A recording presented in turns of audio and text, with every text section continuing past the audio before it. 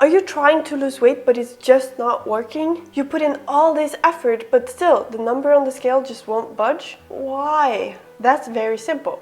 Your energy balance is off. Though the reason for that is not as straightforward. It could, for example, be that your metabolism has slowed down. Yet, if you're not losing weight, most people will just tell you to eat less and move more, which is actually one of the worst things you could do in that situation. So, in this video, I'll share 5 reasons why you're not losing weight based on science and how to fix them, so that you can finally get on with losing weight more easily and watch as the weight comes off. In case you don't know me, I'm Ingunn, a Norwegian Viking and researcher sharing science-based, no BS tips on losing weight naturally and effectively without suffering in the process. Click the subscribe button and bell button for lots more tips. Reason number 1 that you're not losing weight: your metabolism has slowed down. You already know that if you want to lose weight, you have to burn more calories than you consume. So that's not easy if you have a slow metabolism. Now, when we lose weight, our metabolism will naturally slow down to a certain extent. It's just the way it has to be. I mean, imagine if you could just lower your calories a little bit and your metabolism would just stay at the same level forever, even if you're losing weight. That would mean you could eat the same amount of calories forever and keep losing weight until you basically cease to exist. That's obviously not how it works. A very big person requires more calories to stay at the same size than a small person because their metabolism is much higher. So, when you lose weight, your metabolism will naturally slow down. Though how much it slows down depends on how much you eat and what you eat. Even if you eat the exact same number of calories and do the same amount of physical activity, you may burn significantly more calories on one diet compared with another diet. I've talked about this study before and I'll do it again because it's that good at illustrating how what you eat can have a huge impact on how many calories you burn. It's really about working with your body to help it burn more calories naturally. And you can do that by choosing what you eat wisely. And in this case, what you eat is just as important as what you don't eat. And one of the most important things to avoid, in my opinion, would be vegetable oil made from seeds. As it accumulates in your body, it can alter your fat metabolism and it's highly unstable, which means it can easily oxidize and cause oxidative damage. And when it comes to what to actually eat, I would focus on protein-rich foods because they are not only satiating, they may even help increase your metabolism. Now, there can be other reasons why your metabolism may have slowed down more than you'd expect. For example, if you cut your calories drastically, as I talk about in this video, or it can even happen if you exercise too much. Yes, that's right. If you exercise a lot, your body may actually compensate for some of the calories you burn during exercise by lowering your basal metabolic rate. Meaning your body tries to reduce the amount of extra calories burned through exercise by spending less energy on other tasks. And according to this study, overweight people compensate more, even as much as 49%. In which case, only about half the calories you think you're burning extra by exercising actually count. Listen, I know it can be tempting to try to lose weight quickly by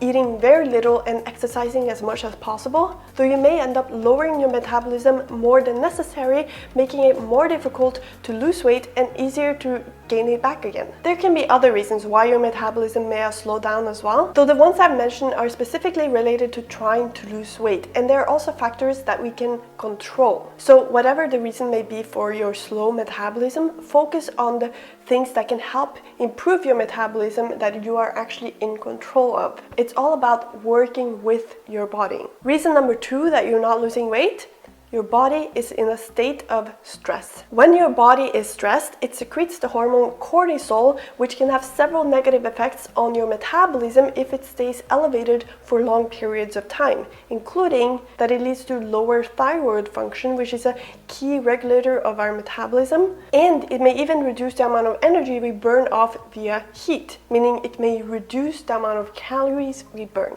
And on top of that, you're likely to eat more. This is like the worst combination. You eat more and your metabolism slows down. By the way, if you're enjoying this video, please give it a thumbs up, leave a comment if you'd like, and make sure you're subscribed. And for lots more weight loss tips, follow me on Instagram at VikingIngunn. Now, there are several different reasons why your body may be stressed, even if you don't feel stressed yourself. There will always be times of stress, and the point here isn't to become a totally zen person that's never stressed. Though it's good to try to limit the amount amount of stress that we put on our body, or rather choose carefully when and how much stress is okay. For example, exercise is stressful to the body, so we don't want to overdo it, though we still want to do some. So there's a balance to be had. You'll also want to make sure you eat enough nutritious food. You don't want your body to be stressed out because it's lacking key nutrients. And you'll want to make your sleep a priority. Yes, it's important.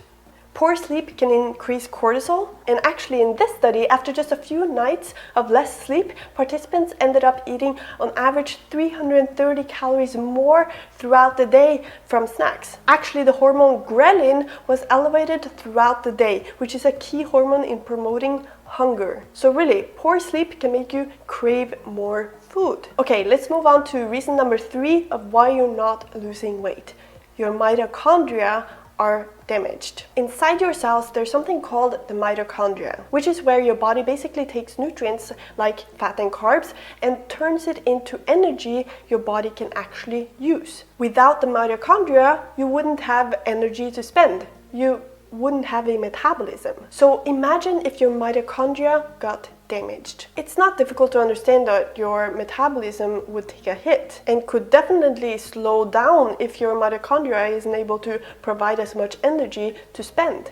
Right? It's like if your car engine isn't working properly, what are you going to do about it? Again, a lot of people would just tell you to exercise more if you're not burning enough calories. So that's like you trying to drive your car even more while your engine isn't working properly. The better thing would be to try to fix the engine. Right? Well, there's one food we're eating today, and we're eating a whole lot of it, and it can actually damage the mitochondria. And I even mentioned it earlier, vegetable oil. And yes, we're eating a whole lot of it. We have never been eating this much of this type of fat in history. And you find it everywhere, in packaged foods, restaurants, bakeries, in all sorts of foods. And we're often even encouraged to consume it. Now, not all of them are unhealthy. Those that are the most unstable are those made from seeds because they contain the most polyunsaturated fat. And because they are unstable, they can easily oxidize and cause oxidative damage. And this can even happen inside your mitochondria. Now, this is the most easy fix of them all. Simply stop or avoid consuming industrial vegetable oils made from seeds that don't even belong in humans' diets anyway. Simple, though a bit tricky because they're everywhere. As I always say, you have to work with your body, not against it. Fix the engine. Reason number 4 for why you're not losing weight: you're focusing on the wrong things. I remember being told that if I wanted a flat belly, I needed to go to the gym. Again, if you're not losing weight, your energy balance is off. Now, the issue is that we've been led to believe that a great way to increase our calories out is to do cardio, when in reality, we don't really burn that many calories at all due to cardio. And remember, your body may even compensate for some of the calories that you burn with exercise by lowering your basal metabolic rate. And on top of that, exercising can make you feel hungry so that you end up eating more, even canceling out the calories that you just burned exercising. Listen, I'm not saying you shouldn't exercise, not at all. What I am saying is that when it comes to losing weight, you have to focus on the most important thing, which is your diet. Because your diet doesn't just affect your satiety and how many calories you consume. The food you eat also affects how many calories you burn, just like we talked about earlier. Really, the key to losing weight lies in the food that you eat. That's it. And you don't need to count calories either. Focus less on how much you're eating and more on what you're eating, and your satiety will help you naturally eat just the right amount. This is what I help people do inside my 90-day weight loss program. You get a food list of lots of amazing foods that you may eat to satiety, step-by-step video instructions so you know exactly what to do, and unlimited support so that you have someone there with you every step of the way. If you're curious about my program, which by the way is based on science, then head over to slimbyscience.com and check it out. Okay, so what about reason number 5 for why you're not losing weight? It's that your cheats are wrecking your progress. Okay, so you may have heard this one before, though listen, it's not just that you may be eating more calories, it's also that it may be affecting your metabolism. For example, a lot of the foods people choose to eat as cheat foods are loaded with vegetable oil. And they are also not satiating whatsoever. They may even increase hunger or cravings, which means you're really shooting yourself in the foot when it comes to weight loss progress. Listen, I'm all for indulging yourself from time to time. I even think it's necessary to have cheat meals or whatever you want to call them. Though there are ways to help make sure you don't go completely overboard. For example, by choosing which foods you eat wisely, both when you're not cheating as well as when you are. Starting with opting out of vegetable oil and choosing more satiating foods. Now, do you want me to make a video on that? On what are some better cheat foods?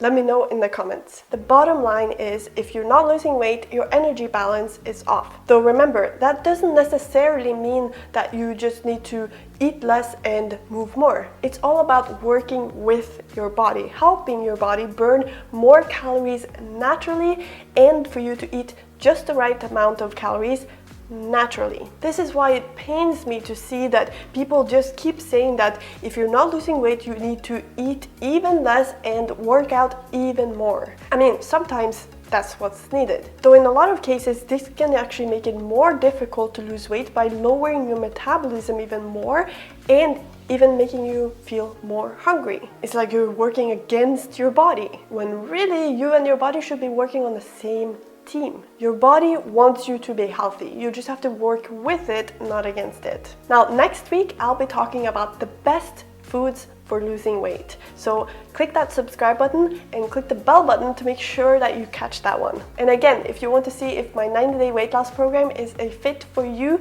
make sure to check it out at slimbyscience.com. I'll put the link below. If you enjoyed this video, give it a thumbs up, leave a comment, and I'll see you in the next one. And by the way, you're also going to want to check out these.